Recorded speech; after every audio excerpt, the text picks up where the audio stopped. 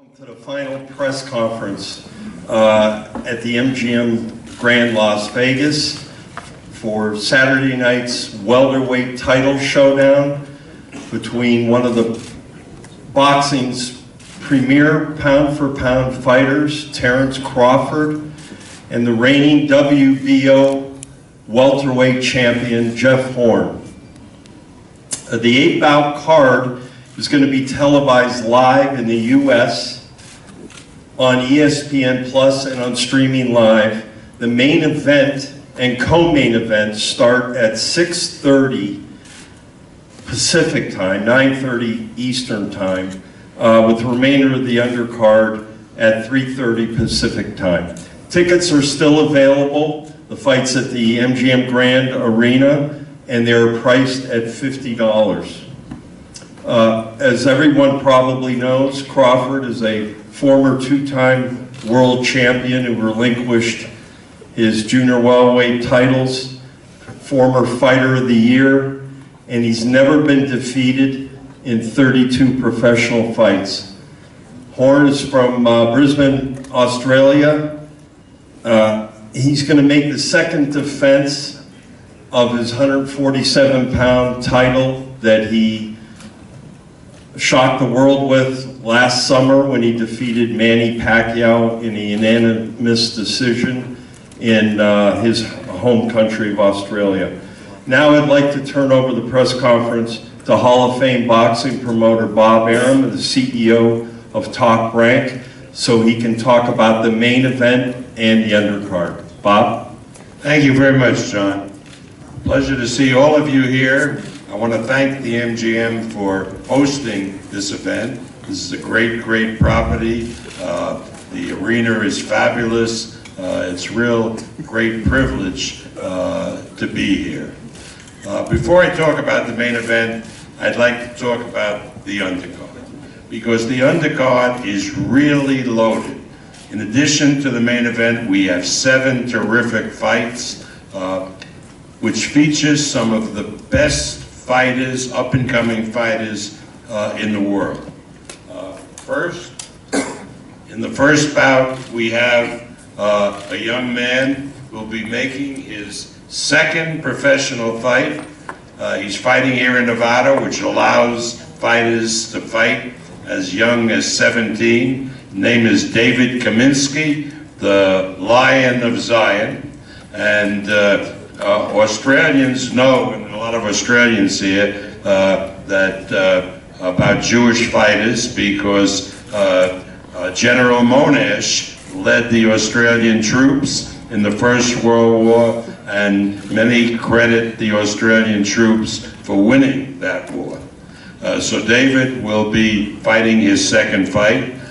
Gabriel Flores just became 18. He's been fighting for us for a year in places like Nevada and Texas, which allows 17-year-olds to fight. His record is 7-0 with 5 knockouts. He's a real up-and-comer. And we have a young man from Omaha, Nebraska, Steve Nelson. Hey. Steve, where are you? Yeah, Steve's record is 10-0. He's a light heavyweight. The light heavyweight division is loaded, but Steve will hopefully in the near future campaign for a world title.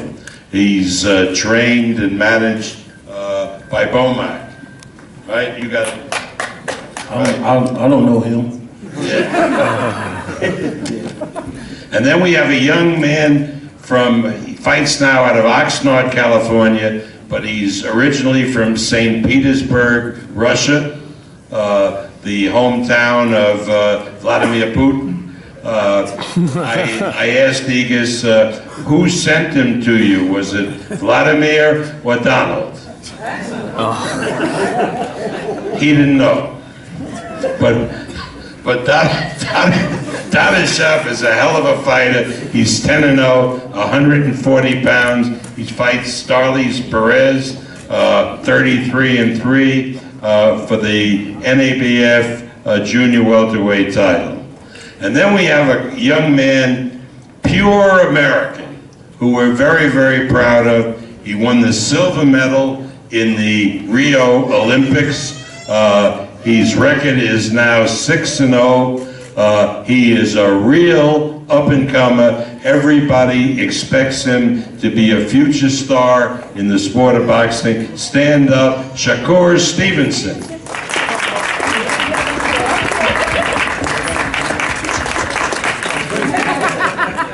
And then we have a WBA world title eliminator in the welterweight division. It features 2 undefeated fighters.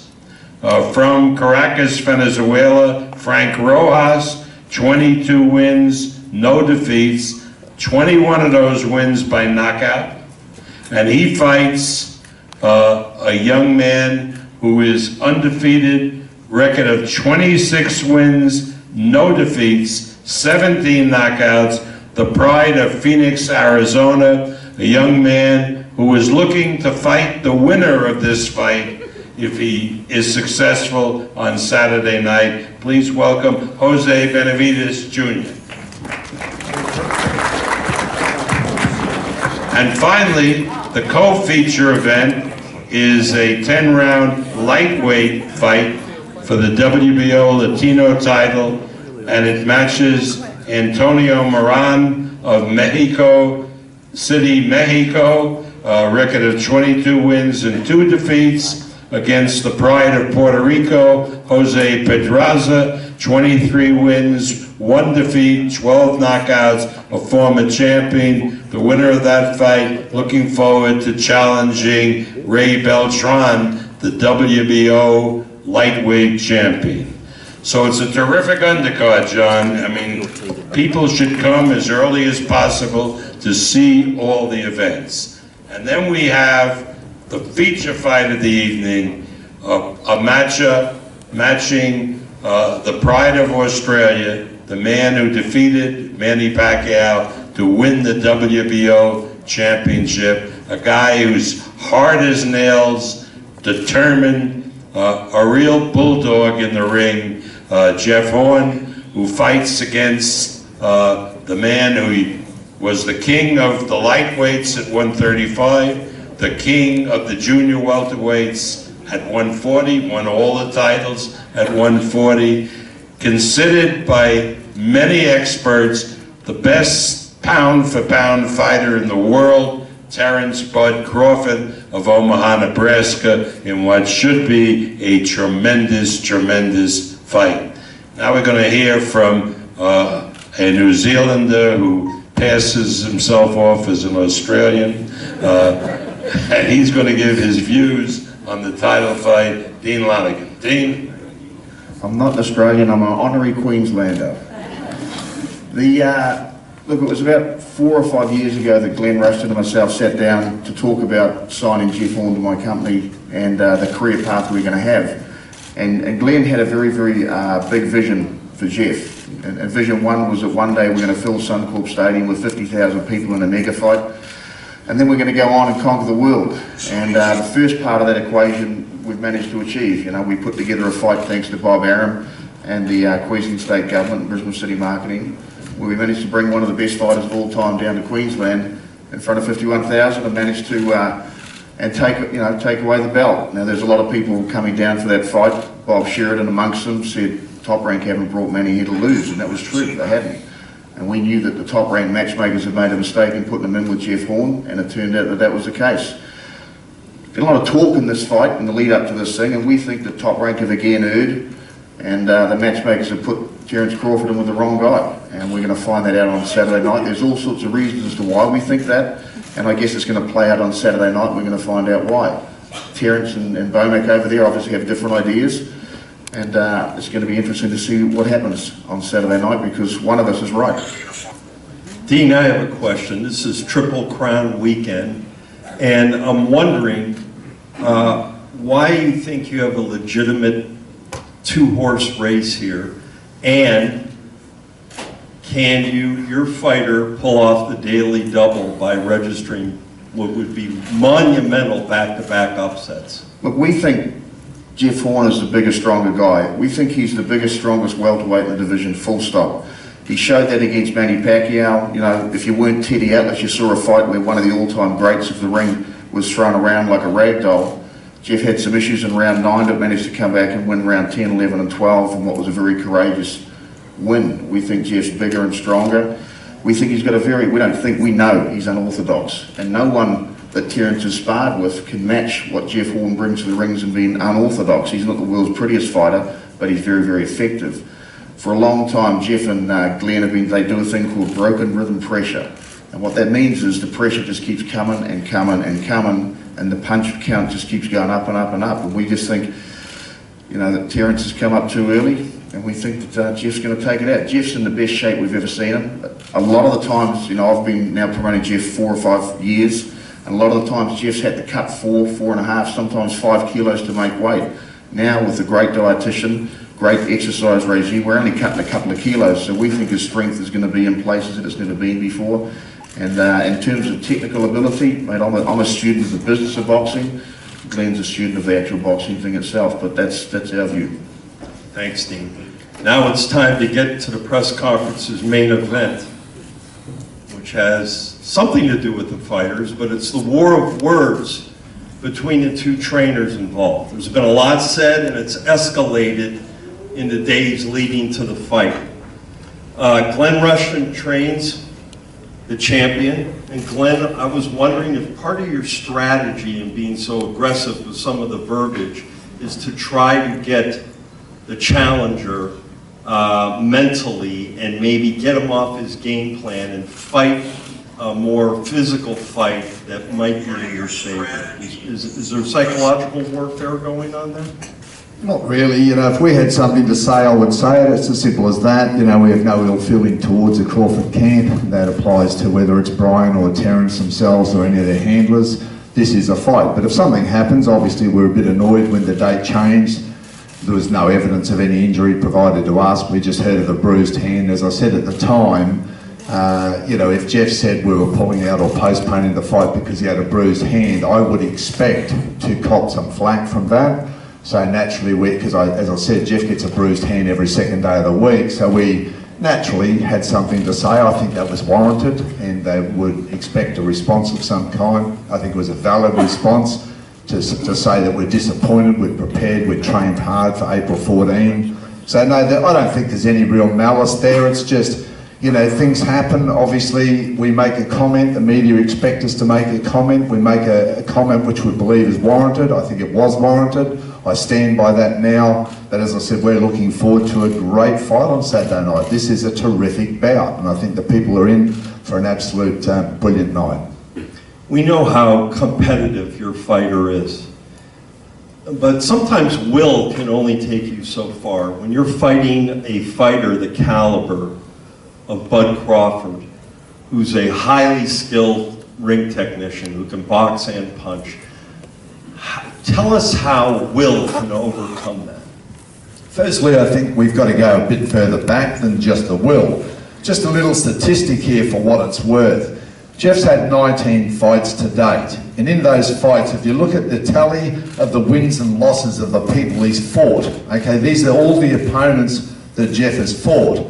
They tally 411 wins and 101 losses. That's the first 19 that he's fought.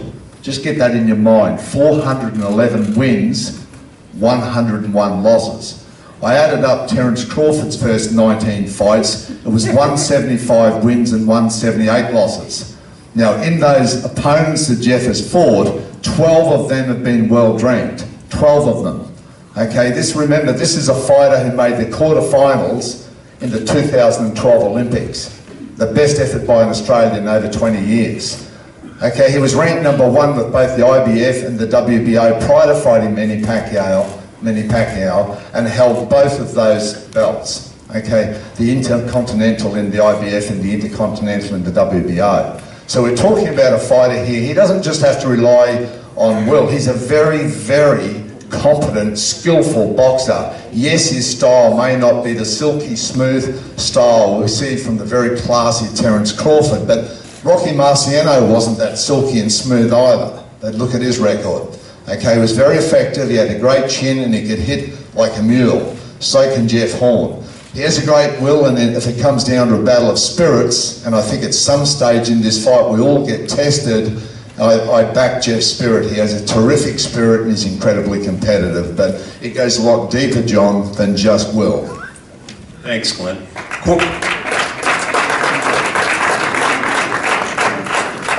Of course, we must give equal time to Brian McIntyre, who has trained Crawford for his entire career, has been friends with him since he was an amateur. They go way back. The man they call Bomac is not shy about expressing why he has predicted that Bud Crawford will stop the very tough Jeff Horn in the latter rounds. And Bomac, we know it's a very tough bloke that's sitting 2 seats away from me. How is Bud going to prevent the fight from going to the judges' scorecards? Well, you just said it. He gonna stop me. And the reason why I say that is because I got all the confidence in the world in Terence. I'm sure Glenn's got all the confidence in the world with Jeff. But like my old trainer always told me, don't nothing beat you ready, but been there and back. I understand you've been there, Jeff, but we ready. I promise you that. Bomac, can you talk about the move to 147 and what that has done for Jeff, done for Bud? I really only got one word to say. It's called the takeover. And Jeff just happened to be there to be the first victim.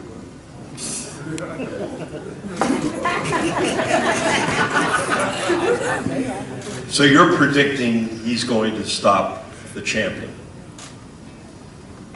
Again, I say it again, it's called the takeover. And we move up to 147. And Jeff just happened to be the one to be the first victim.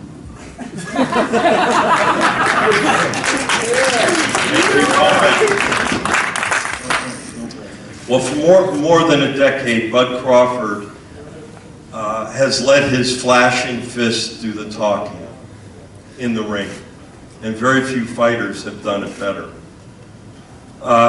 Terence, you've only fought once in the last 10 months. You're coming off this hand injury, and you're moving up in weight class. I'm curious to know, do you feel stronger at the new weight? You feel like you've grown into being a welterweight? And do you think the champion will be surprised by your punching power? Most definitely, I feel he's going to be surprised.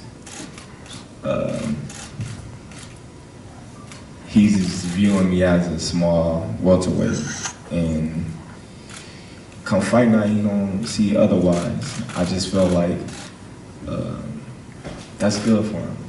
You know, he's coming in hungry and determined, and that makes for a good fight. And I'm gonna be prepared for whatever he brings come Saturday. And he might get hurt. I will add to that, Terence could have been the welterweight, but we as a team felt that we wanted to take the full advantage of the 35 and 40 as he was coming out the amateur, so he could have been the welterweight, but we're taking our time with this. Boxing is a marathon, it's not a sprint, and we in it for the long haul. Terence, Manny Pacquiao was all over Jeff in that 9th round of their title bout last summer, but he didn't get him out of there. And in the end, it cost him. Do you think you need to stop him? Listen, I'm not Manny Pacquiao. You know, Say it again, Terence. I'm bigger, I'm stronger, I'm in my prime, and that's going to show come Saturday. A lot of people is comparing how he pushed around Pacquiao, but that's not me. You know, Pacquiao 5'5", I believe, 5'6". You know, I feel like, you know, you viewing that and comparing the Gamboa fight when I got hurt to this fight, but I didn't see him get dropped. I didn't see him get rocked. Randall Bailey. You know what I mean? Correct me if I'm wrong. Hold it up, wasn't ain't Gamboa, nobody did you? interrupt you. I'm still talking. I'm still talking. So we gonna see come Saturday night who's gonna be getting rocked and dropped. Excellent point. You've said that Horn fights dirty, uses his head and his elbows. If he fights that way with you, how are you going to combat that? What are you going to do about it? See, I'm gonna let the ref do his job and I'm gonna do my job.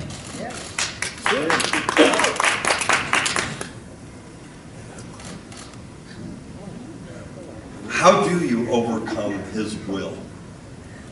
You know, we know he's got a big heart. We know how skilled you are as a ring technician. How do you overcome that part of it, his will? Well, I got strong will as well. Pressure break pipes.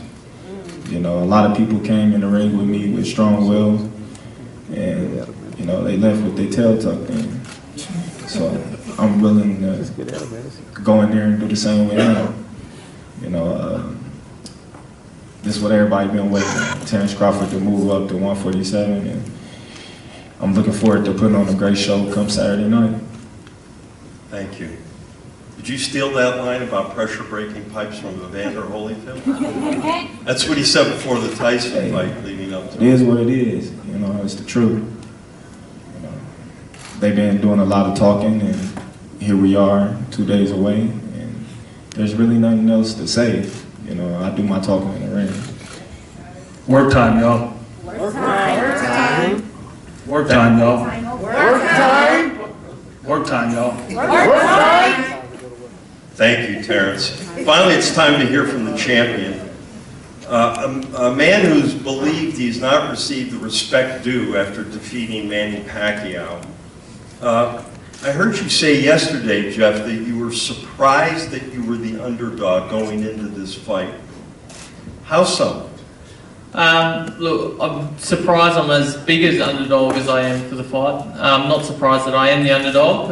Terence is a great fighter. He's pound for pound wiped out the light welterweight division, and that's a tough division as well. And I've made this mistake once before. I underestimated a guy that was slightly lighter than me, and I thought he was going to be easy work in the amateurs, and he ended up knocking me down a couple of times.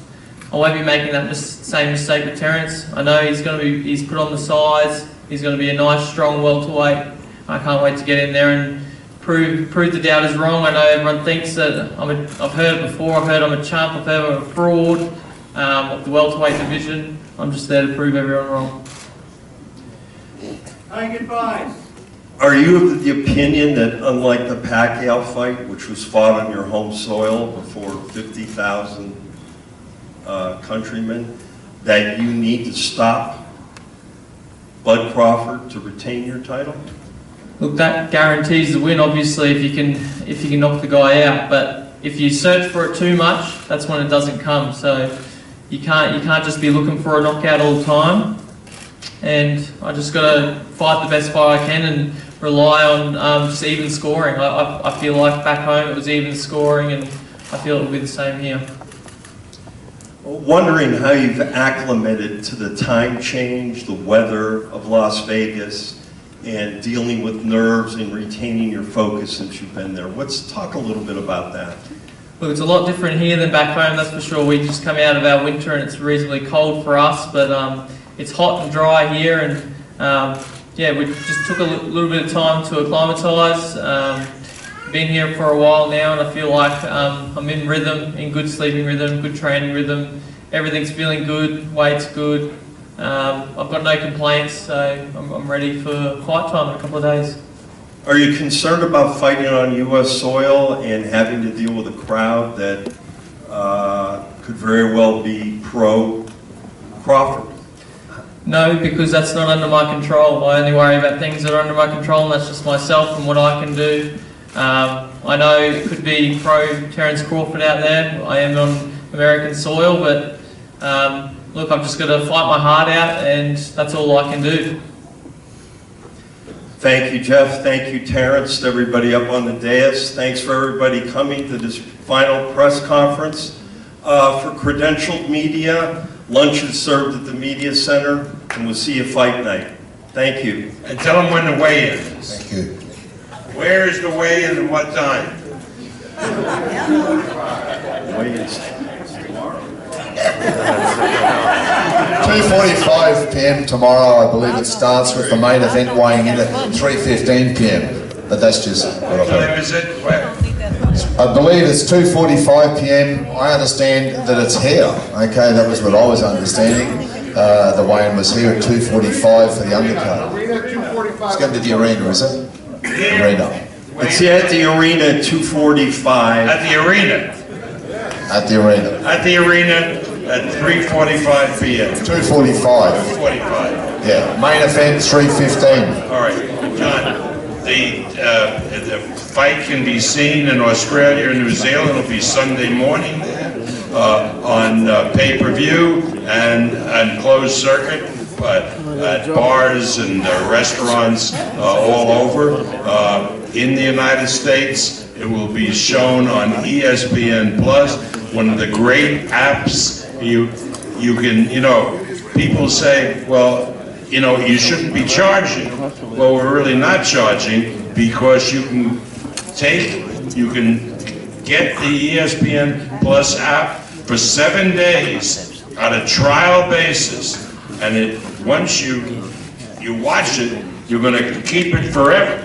And it's be $4.95 a month. But if I'm wrong and you just want to watch this fight, just get the app, get it for 7 days, and then if you want to cancel, you cancel. But anybody who has seen that app and seen, just forget the other sports, but there's baseball, there's lacrosse, basketball, all other sports, but boxing is a feature. There's 80 fights from history, some of the greatest fights. If you want to see the great career of Bud Crawford, every one of his fights is on that app. It's really something special. I ask you all, try it out now. If I'm wrong, if I'm giving you promotional baloney, cancel it after 7 days, don't cost you a nickel. But get that app and see how great it is. And that's where the fight will be shown. The whole card will be shown on that app. And of course, the best way to see the fight is to come to the MGM Grand Arena and watch it in person. So thank you all for coming, and we'll see you at lunch. All the undercard fighters will be in the press room, and you can talk to them there. Thank you very much.